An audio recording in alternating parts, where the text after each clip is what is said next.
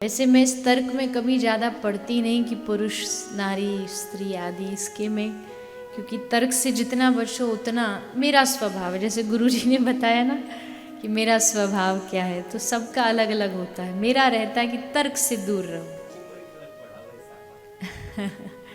तो लेकिन फिर आपने जो प्रमाण दिया वो वास्तविकता में श्रीमद् भागवतम में लिखा है।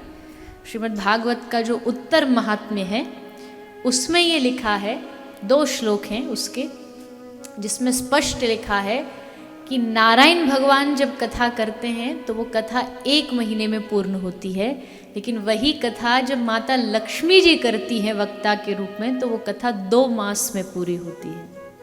तो भागवत से बड़ा प्रमाण इस बात का कोई हो नहीं सकता। मैं नारी हूँ, मैं इसलिए नहीं कह रही, लेकिन शास्त्र कह रहा है यत्र नार्यस्तु पूज्यन्ते रमन्ते तत्र देवताः। उसी स्थान पर हमारा देश, तो इस देश में शिव की 1 रात्रि है पर माँ दुर्गा की 9 रात्रियां मनाई जाती हैं। भारत की पद्धति हमेशा से ही नारी प्रधान रही है। ऐसा नहीं कि पुरुष नारी में कोई भेद किया गया, भेद नहीं किया गया है। और आज का समय तो ऐसा है कि कोई क्षेत्र हो, नारी कहीं पीछे नहीं है, बेटियां कहीं पीछे नहीं है।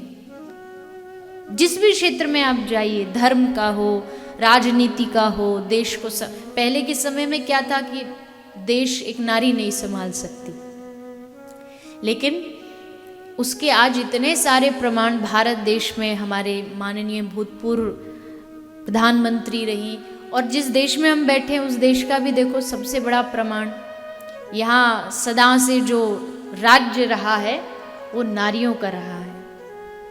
तो आज भी एक क्वीन सारे देश को चला रही है और बखूबी चला रही हैं, बड़े सम्मान के साथ चला रही हैं। तो उस देश में बैठ कर के और अनेक हमारे भारत की जो सनातनी परंपरा है, तो मेरा कहना तो इतना ही है, क्योंकि अभी भी कहीं कहीं ऐसा स्थान है जहाँ अभी भी लोग मांगते हैं कि पुत्र ही चाहिए, बेटा ही चाहिए, नरक से तार दे वही पुत्र होता है और उसी से वंश बढ़ता है। खैर, सबकी भावनाओं को मेरा प्रणाम है, पर ये नहीं भूलना चाहिए कि वास्तविकता में अगर आपके घर में किसी पुत्री का जन्म होता है तो इसका मतलब साक्षात श्री लक्ष्मी कह लीजिए या राधा रानी कह लीजिए, वही आपके घर पधारी है।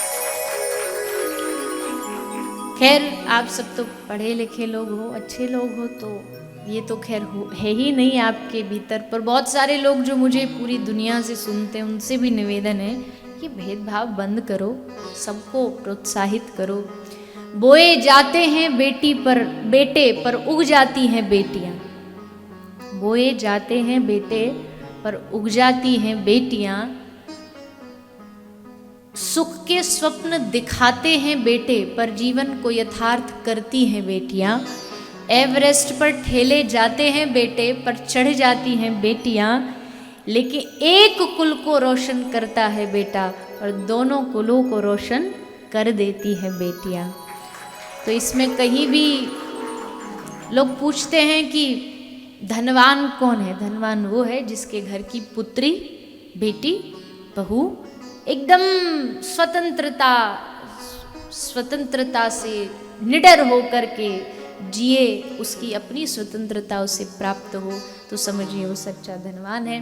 तो महाराज श्री ने, शास्त्री जी ने आज वो थोड़ी सी बात स्मरण दिला दी। हम भागवत का महात्मा आप अवश्य पढ़िएगा, इस पर कोई विशेष वक्ता चर्चा करता नहीं है। भागवत का जो उत्तर महात्म्य वो बहुत सुंदर है, उसमें विशेषकर ब्रज भाव है, जो राधा रानी का भाव है, गोपियों का भाव है, लेकिन उस महात्मा को हम छोड़ देते हैं। कोई नहीं, आपने किसी को सुना ही नहीं होगा ये महात्मा सुनाते हुए, जबकि वो पुराण, स्कंद पुराण का महात्मा है। तो बड़ी अच्छी बात आप श्री ने उठाई।